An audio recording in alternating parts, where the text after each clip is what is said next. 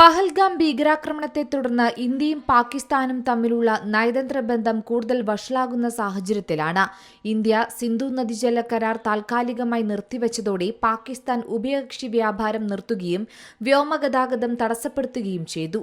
1972 സിംല കരാറിൽ നിന്ന് പിന്മാറുകയും ചെയ്തുകൊണ്ട് പാകിസ്ഥാൻ തിരിച്ചടിച്ചെങ്കിലും ഇന്ത്യക്ക് ഇതുകൊണ്ട് കാര്യമായ സാമ്പത്തിക നഷ്ടം ഇതുവരെയായും ഉണ്ടായിട്ടില്ല. എന്നാൽ പാകിസ്ഥാന്റെ സ്ഥിതി അങ്ങനെയല്ല. ഇപ്പോൾ പാകിസ്ഥാന് വലിയ സാമ്പത്തിക നഷ്ടം തന്നെയാണ് നിലവിലുണ്ടായിരിക്കുന്നത്. പാകിസ്ഥാനെ സംബന്ധിച്ചിടത്തോളം സ്ഥിതി കൂടുതൽ അപകടകരമായ സ്ഥിതിയിലേക്കാണ് പോകുന്നത്. അതായത് ഈ സാഹചര്യത്തിൽ പാകിസ്ഥാന് മുന്നറിയിപ്പുമായി എത്തിയിരിക്കുകയാണ് സാമ്പത്തിക റേറ്റിംഗ് ഏജൻസിയായ മൂഡീസ്.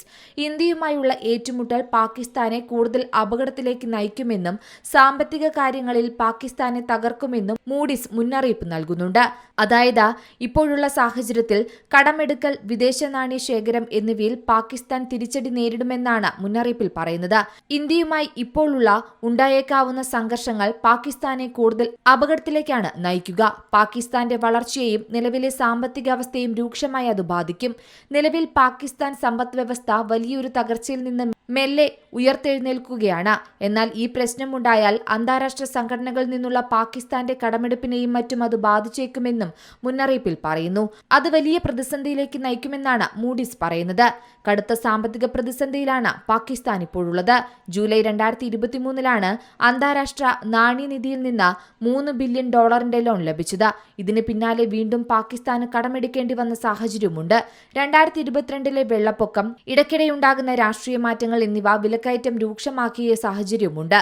ഒരിടവേളയ്ക്ക് ശേഷം വിദേശ നാണ്യശേഖരം അപകടകരമായ നിലയിലേക്ക് താഴ്ന്നിരുന്നു. ഇവയിൽ നിന്നെല്ലാം മെല്ലെ മെല്ലെ പാകിസ്ഥാൻ കരകയറുന്നതാണ് കണ്ടത്. അതിനിടയിൽ ഒരു വലിയ സംഘർഷമുണ്ടായാൽ അത് സാമ്പത്തികമായി പാകിസ്ഥാനെ തകർക്കുമെന്നാണ് മുന്നറിയിപ്പിൽ പറയുന്നത്. എന്തായാലും പഹൽഗാം ഭീകരാക്രമണത്തിൽ ഒരു യുദ്ധസാധ്യത ഇപ്പോഴും നിലനിൽക്കുകയാണ്.